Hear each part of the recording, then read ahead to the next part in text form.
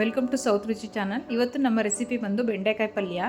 ನೋಡೋಣ ಇದು ಹೇಗೆ ಮಾಡೋದು ಅಂತ, ಏನೇನು ಬೇಕು ಅಂತ. ಇದಕ್ಕೆ ಒಣಮೆಣ್ಸಿನ್ಕಾಯಿ, ಬೆಲ್ಲ, 1 ಟೇಬಲ್ ಸ್ಪೂನಷ್ಟು ಉದ್ದಿನಬೇಳೆ, ಕರಿಬೇವು, ತೆಂಗಿನಕಾಯಿ ಮತ್ತು ಹುಣಸೆ ಹಣ್ಣು ಮತ್ತು ಸಾಸಿವೆ, ಹಾಗೆ ಬೆಂಡೆಕಾಯಿ ತೊಗೋಬೇಕು. ಒಂದು ಅರ್ಧ ಕಿಲೋ ಅಷ್ಟು ಬೆಂಡೆಕಾಯಿ ತೊಗೊಂಡಿದ್ದೀನಿ ನಾನು. ಒಂದು 2 ಟೇಬಲ್ ಸ್ಪೂನಷ್ಟು ಸಾಸಿವೆ ತೊಗೊಂಡಿದ್ದೀನಿ. ಶುರು ಮಾಡೋಣ. ಇವಾಗ ಒಂದು ಬಾಣಲೆ ಇಟ್ಕೊಂಡಿದ್ದೀನಿ. ಅದಕ್ಕೆ ಒಂದು 3ರಿಂದ 4 ಟೇಬಲ್ ಸ್ಪೂನಷ್ಟು ಎಣ್ಣೆ ಹಾಕ್ಕೊಂಡು ಇವಾಗ ಅದಕ್ಕೆ ಸಾಸಿವೆ, ಉದ್ದಿನಬೇಳೆ ಮತ್ತು ಕರಿಬೇವು ಹಾಕ್ಕೋಬೇಕು. ಇದಕ್ಕೆ ಸ್ವಲ್ಪ ಚಟಪಟ ಅಂತ ಸಿಡಿಯೋವರೆಗೆ, ಅದನ್ನು ಸ್ವಲ್ಪ ಗೋಲ್ಡನ್ ಬ್ರೌನ್ ಆಗೋವರೆಗೆ ಸ್ವಲ್ಪ ಫ್ರೈ ಮಾಡಿಕೊಂಡು, ಫ್ರೈ ಆದಮೇಲೆ ಅದಕ್ಕೆ ಬೆಂಡೆಕಾಯಿ ಸೇರಿಸ್ಕೋಬೇಕು.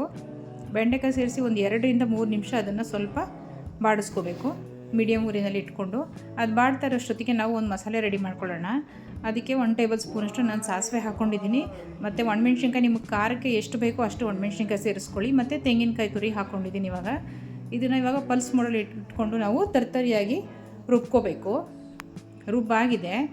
ಇವಾಗ ನೋಡಿ ಬೆಂಡೆಕಾಯಿ ಕೂಡ ಆಲ್ಮೋಸ್ಟ್ ಸಾಫ್ಟ್ ಆಗಿದೆ.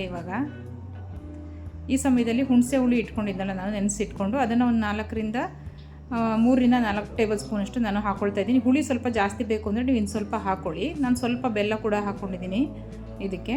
ಇವಾಗ ಇದನ್ನೆಲ್ಲ ಹಾಕಿ ಒಂದು ಸಲ ತಿರುಗಿಸಿ ಒಂದು 2 ನಿಮಿಷ ಇದನ್ನು ಬೇಯಿಸ್ಕೊಳ್ಳೋಣ.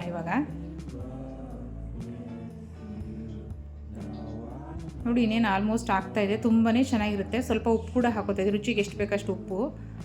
ಟೊಮೆಟೊ, ಇದಕ್ಕೆ ಈರುಳ್ಳಿ ಏನೂ ಉಪಯೋಗಿಸೋ ಆಗಿಲ್ಲ, ಹಾಗೆ ಮಾಡೋದು. ಮತ್ತು ತುಂಬ ಬೇಗ ಕೂಡ ಆಗುತ್ತೆ. ರೈಸ್ ಜೊತೆಗೂ ತುಂಬಾ ಚೆನ್ನಾಗಿರುತ್ತೆ ಈ ಕಾಂಬಿನೇಷನ್ನು. ಇದು ನಾನು ರುಬ್ಕೊಂಡಿದ್ದಲ್ಲ, ಆ ಮಸಾಲೆನ ಇದಕ್ಕೆ ಸೇರಿಸ್ಕೊತಾ ಇದ್ದೀನಿ. ಸೇರಿಸ್ಕೊಂಡು ನೀಟಾಗಿ ಮಿಕ್ಸ್ ಮಾಡಿ ಒಂದು 2 ಮಿನಿಟ್ಸ್ ಲಿಡ್ ಕ್ಲೋಸ್ ಮಾಡಿ ಇದನ್ನು ಬೇಯಕ್ಕೆ ಬಿಡಬೇಕು. ಸೈಡ್ ಡಿಶ್ಶಾಗಿ ಕೂಡ ಚೆನ್ನಾಗಿರುತ್ತೆ. ಮತ್ತು ಅನ್ನದ ಜೊತೆಗಂತೂ ತುಪ್ಪ ಹಾಕ್ಕೊಂಡು ಊಟ ಮಾಡಿದ್ರೆ ತುಂಬಾ ಚೆನ್ನಾಗಿರುತ್ತೆ. ನೀವು ಒಂದು ಸಲ ಟ್ರೈ ಮಾಡಿ.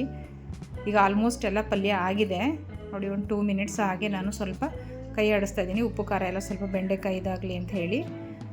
ಇವಾಗ ರೆಡಿಯಾಗಿದೆ ಪಲ್ಯ ನೋಡಿ. ನೀವು ಒಂದು ಸಲ ಟ್ರೈ ಮಾಡಿ ಮತ್ತು ಟೇಸ್ಟ್ ಮಾಡಿ ನಮಗೆ ಕಮೆಂಟ್ಸಲ್ಲಿ ಹೇಗಿತ್ತು ಅಂತ ತಿಳಿಸಿ. ತುಂಬಾ ಈಸಿ ರೆಸಿಪಿ ಮತ್ತು ತುಂಬ ಕ್ವಿಕ್ಕಾಗಿ ಕೂಡ ಆಗುತ್ತೆ.